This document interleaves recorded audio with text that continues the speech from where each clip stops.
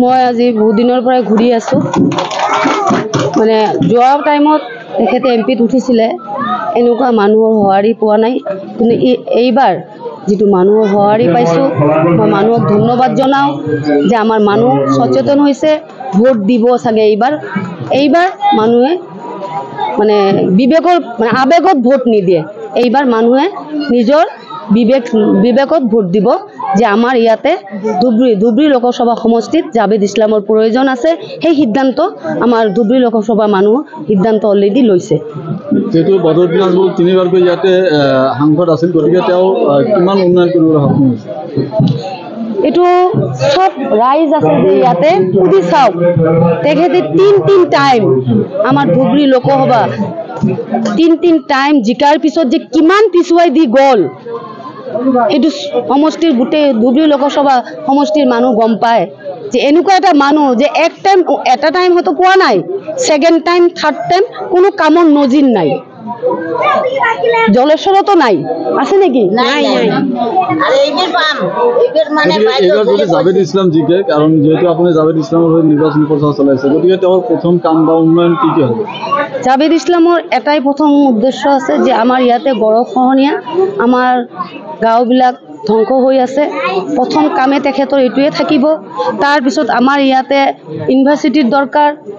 Plus rail ৰাস্তাৰ দৰকাৰ যে আমাৰ ইয়াতে ল'ৰা ছোৱালী নিবনুৱা ল'ৰা ছোৱালী আছে শিক্ষিত ল'ৰা ছোৱালী আছে কামৰ ইয়াতে কোনো ফ্যাক্টৰি নাই কোনো ডাঙৰ কোনো ধৰণৰ আমাৰ এফালে কোনো বস্তুই নাই তেখেতৰ এটাই কথা যদি আল্লাহ মোক জিকায় মই মানুহক দেখাই দিম আগন্তুক সময়ত এমপি জাভেদ ইছলামৰ বাহিৰে বিগত কাৰো কথা নলব মানকাছৰ ধুবুৰী লোকসভা সমষ্টিৰ মানুহ তেখেতে এনেকুৱা কাম কৰিব ইনশাআল্লাহ যেহেতু কংগ্ৰেছৰ এই দুগৰাকী কেণ্ডিডেট বাহিৰত নগাঁও বা হুজাইত পৰা আহিছে গতিকে কি ক'ব মোৰ দুঃখ লাগে কাৰণ আমাৰ ধুবুৰী লোকসভাত কি ইউডিএফৰ কোনো ভাল মানুহ বা ভাল কেণ্ডিডেট নাই এই হুজাইৰ পৰাই আহিব লাগিব নেকি এই 11টা সমষ্টিত কি আমাৰ যোগ্য কোনো মানুহ নাই সাংসদ ইয়াতে হয় আসলে উন্নয়ন ক'ত কৰে হুজাইত কৰে ই ৰিক্সা বিতৰণ কৰিলে তাতে সুপাৰ ফাষ্ট 6 নে কি কয় এইবিলাক সিহঁতে তাতেও কৰিছে আমাৰ ইয়াত এমপি তাতে যাই ই ৰিক্সা বিতৰণ কৰে কিয় আমাৰ ইয়াতে যে ল'ৰা ছোৱালীবিলাক যে ল'ৰাবিলাক যে আজি যে পঢ়া শুনা কৰি যে বহি আছে তাহাঁতৰ যে কৰ্ম কোনো সংস্থান নাই তেখেতে ইয়াতে দিব ইয়াতে ভোট পায় ই ৰিক্সা দান কৰে তাতে নিজৰ জায়গায় মানুহৰ এটা টান থাকিব আৰু বিদেশৰ মানুহৰ টান এটা বেলেগ থাকিব তেখেতে মানকা আমাৰ ধুবুৰী লোকসভাৰ টান নাথাকিব তো তেখেতে হুজাইত থাকে হুজাইত টানে থাকিব গতিকে ৰাইজক কি ক'ব ৰাইজক মই এটাই অনুৰোধ কৰিম যে মই ৰাইজক এটাই অনুৰোধ কৰিম যে সৰ্বদলীয়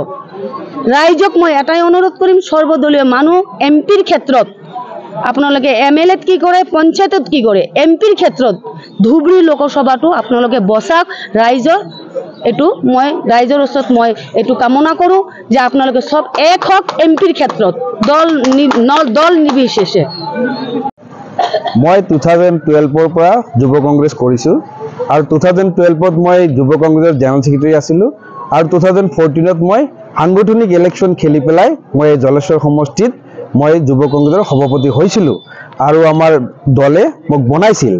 কিন্তু আজি দেখিছো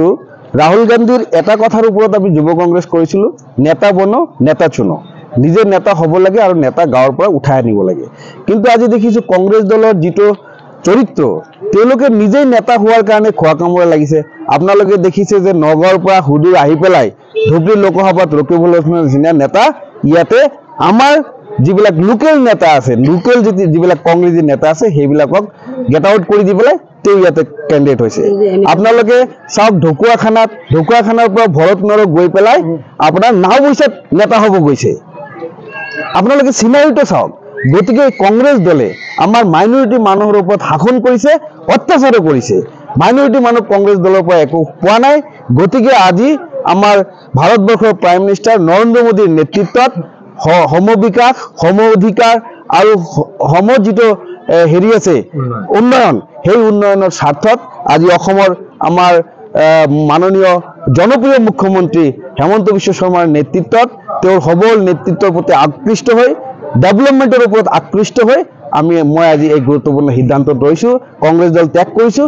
আৰু মই ভাৰতীয় অসম গণ পৰিষদ দলৰ হৈ কাম কৰি যাম বুলি মই আজি দৃঢ় প্ৰতিজ্ঞা হৈছো। আমাৰ ভাল আজি ডিষ্ট্ৰিক্ট অসম গণ পৰিষদ দলৰ সভাপতি আছে জিতেন ছাৰ, তেখেতক আগৰ পৰা পাইছো, সন্মান কৰিছো। তেখেতৰ নেতৃত্বত আমাৰ জাভেদ ইছলামৰ সহধৰ্মিনী আমাৰ সন্মানীয় হাছিনা ইছলাম আমাৰ অসম গণ পৰিষদ দলৰ তেখেত জিলা পৰিষদৰ সদস্য, তেখেতৰ নিচিনা সবল নেতৃত্বত কাম কৰিবলৈ পাই মই আজি সুখী হৈছো। একচুৱেলি আমি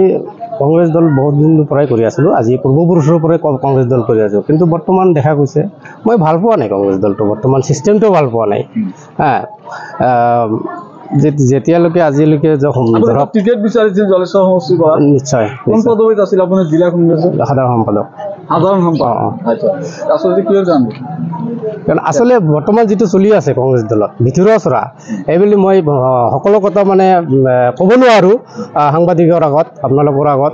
মানে ভিতৰুৱা কথা মই কম, লাহে লাহে কম। বহুত দুখ আৱেগ আছে আমাৰ দলীয় নেতৃত্ববিলাক যিবিলাক আছে, সিহঁতৰে খাৱা কামৰা লাগি গৈছে। আজি তৃণমূল পৰ্যায়ৰ যিখিনি মানুহ আছে সিহঁতে গুৰুত্ব দিয়া নাই। আজি ৰকিবুল হুছেইনৰ কথা কওক, ইয়াতে টিকেট দিছে নগাঁৱৰ পৰা আহি। আমাৰ লোকেল মানুহ আছিলে, যেতিয়া ধৰক আমাৰ অজিত আলী চৌধুৰী আছিলে, আমাৰ খালেক চাহাব আছিলে, আমাৰ আব্দুল হামিদ চাহাব আছিলে, সিহঁতক নিদিলে। তো এই মানুহখিনি আমাৰ এই সমষ্টিৰ একো নাজানে। এই মন্ত্ৰী থকা অৱস্থাত গড় হত্যাও হৈছিলে, এতিয়াতো নাই। কংগ্ৰেছ আৰু এজিপিৰ এজেণ্ডা একেই নেকি? কংগ্ৰেছ আৰু এজিপিৰ এজেণ্ডা, কাৰণ এজনে নগাঁৱৰ পৰা আহিছে, আনজন হোজাইৰ পৰা আহিছে। নিশ্চয় সেনেকুৱাই মানে ইহঁতৰ মানে চলি আছে। ধৰক মই ক'ব বিচাৰিছোঁ যে আজি জাভেদ ইছলামৰ কথা ক'ব, আমাৰ এজিপি কিয় আহিলোঁ, জাভেদ ইছলামৰ কথা ক'লোঁ। জাভেদ ইছলামে আজি পূৰ্বপুৰুষ চাওক, স্বৰ্গীয় জইণ্ট মিনিষ্টাৰ মন্ত্ৰী আছিলে। আজি আমাৰ জাভেদ ইছলামে MLA আছিলে, এওঁৰ স্ত্ৰী এতিয়া বৰ্তমান এজিপিৰ হেৰি আছে। পূৰ্বপুৰুষৰ পৰা সিহঁতৰ মন্ত্ৰী মানে ৰাজনীতি কৰি আছে, মানে ৰাইজৰ সেৱা কৰি আছে। সেইকাৰণে লোকেল ল'ৰাক জাভেদ ইছলামক দিছে, আমি ভাল পাইছোঁ। ই ভাল ল'ৰা, ভাল মানুহ, সেইকাৰণে আমি আগ্ৰহী হৈ জইন কৰিলোঁ। Thank U.